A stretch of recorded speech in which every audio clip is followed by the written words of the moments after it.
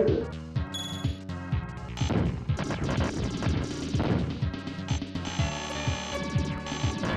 there Retro Core fans, just playing one of my favourite Super Famicom shoot-em-ups. This is Super Aleste. I used to call it Super Aleste when I was a kid until I figured out katakana. Yeah, this is Super Aleste, one of the best shoot-em-ups for the system in my opinion, and one of the best shoot-em-ups of its time, to be honest. Tell you what, let's take a look at it in action.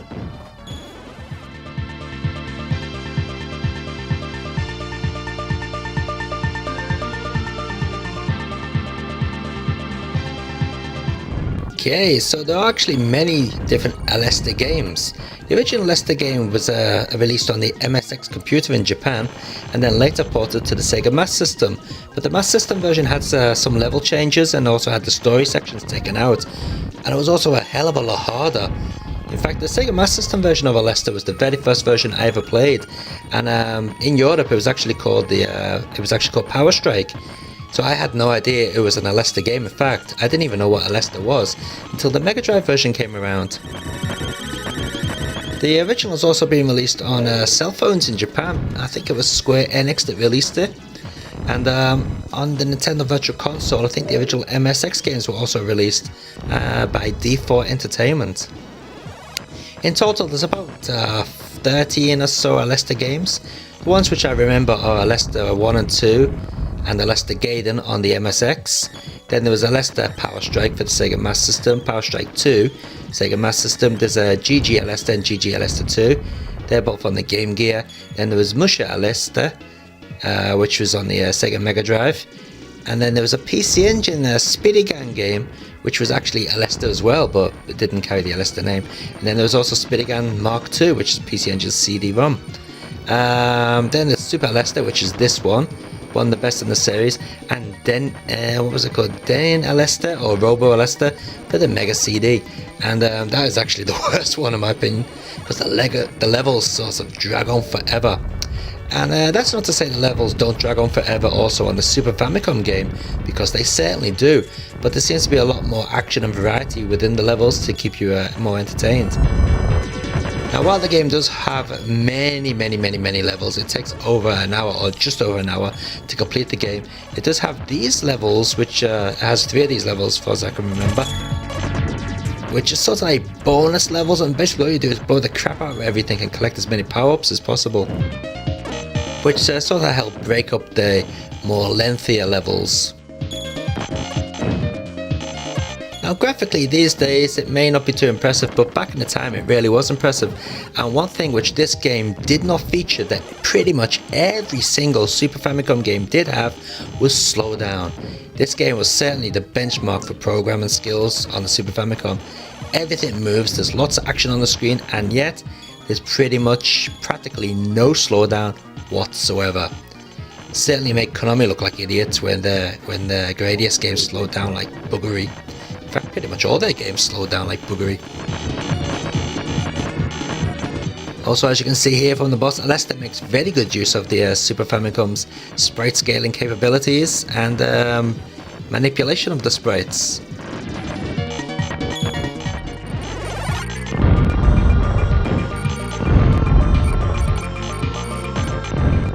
The soundtrack was also very special back in the day. Now, you may be thinking, it seems a bit odd for the shoot 'em up, but for some reason, back in the day, this soundtrack was really excellent, and it did fit the game really well, but even now I think, maybe it's a little bit odd.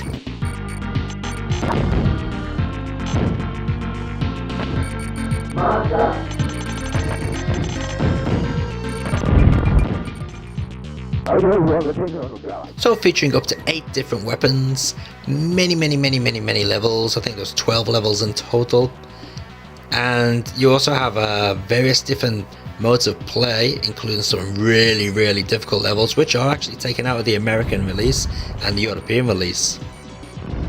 Super Aleste is definitely one game that'll keep you glued to your Super Famicom or Super Nintendo for a very long time. Overall, I would prefer the Japanese version. It does have slightly more levels, it has more modes of play, but the American and the European version do have far better speech samples than this Japanese version does. Saying that, the European and the American version are also missing one music track, and all the little anime characters have been taken out too.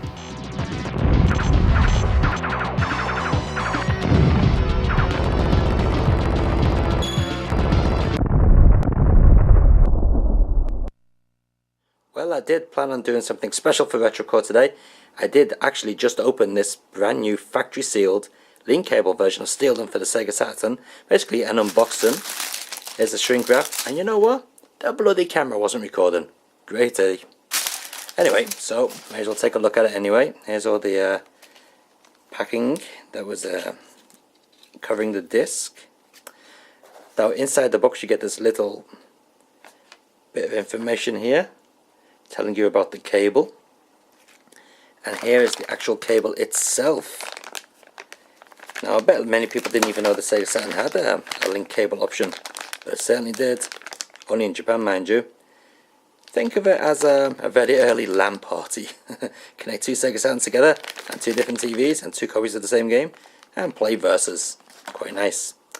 Okay, and here is the actual box. Now I'll tell you, this box was really difficult to open. It was sealed quite tightly. So as you can see there, it's Steeldom with the, if you've got a focus, thank you, with the cable, link cable message there. Very nice. And around the back it's got some screenshots of the actual game, just in case you're wondering what does it look like. Come on, focus your bugger. Yeah. Now for the actual game itself, well, you get the little registration card in there, the game disc. Pretty much the same thing on the back there. And of course the manual. And the manual is full of loads of lovely little pictures and stuff. So of course you got the story, and then basic options and so on. And then various move guides and control information. Nothing too special, but it's got some nice pictures. Lovely. Okay, so let's get this game into the Sega Saturn. I do actually own two Sega Saturns, but I don't have two TVs near each other, so I'm not going to be linking it up versus the link cable, unfortunately. But at least you can see what the game looks like in standard one-player mode. Actually, I think if you look in the manual, actually no, just come to think of it, when you link it up using the link cable, it's going to look like a one-player game but on two different TVs. So not much point really. So yeah, let's pop into the Sega Saturn and see what it's like.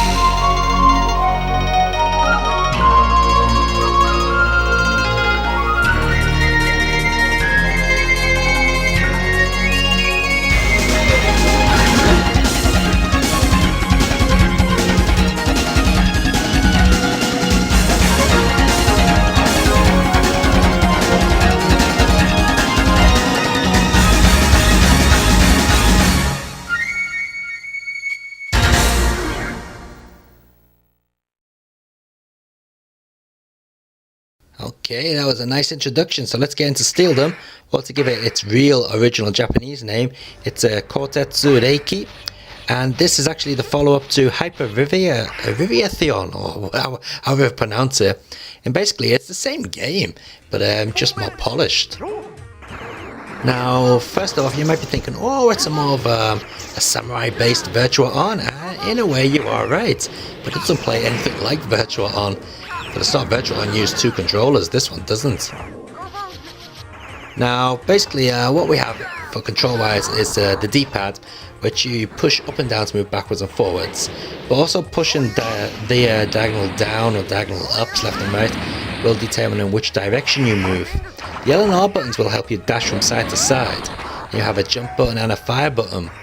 And basically they are the controls, and to be honest they are very fiddly to get used to, and it will take a lot of practice. But once you do master the movement, you'll find it being a lot easier to pull off the special moves, which are basically things like up, down, up, and the fire button, A button I think it was, and back, down or whatever.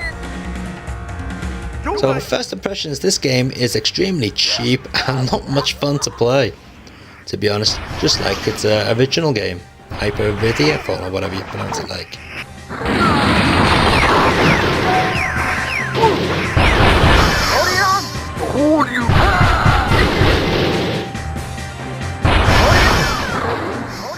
Now, while the game may be nowhere near as complicated as Virtual On, it does play a nice little robot battle simulation, and it can be quite fun, especially in two-player mode. Two-player mode, of course, being split screen.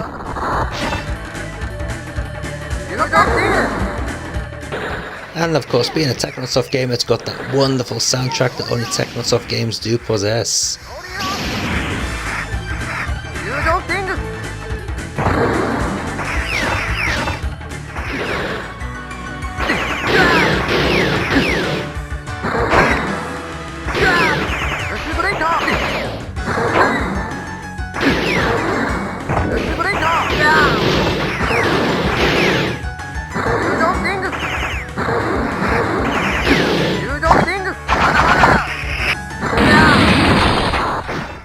So if you do fancy a bit of Steeldom action, then why not pick it up? The game is not too expensive, you should be able to get it for quite a cheap price, to be honest.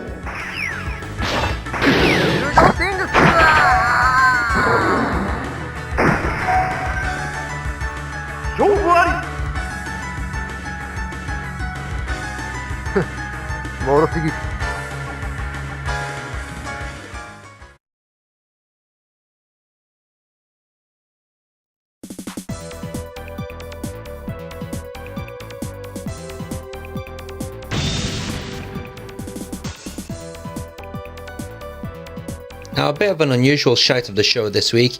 While the game is not shite, the thing I'm going to rant about this week is the fact that retro games on modern consoles pretty much always look like shit. Now, just take a look at this. This is a Vampire Hunter, or Darkstalkers, whatever name you want to call it. Now, this is running on the 360. I think it's on the PlayStation 3 as well. I don't know. Probably is. But as usual, they give you all these stupid bloody screen options, like who the fuck wants to play the game stretched out? Well, actually some people do like to play it that way, but why the hell would you want to? Because it doesn't look right.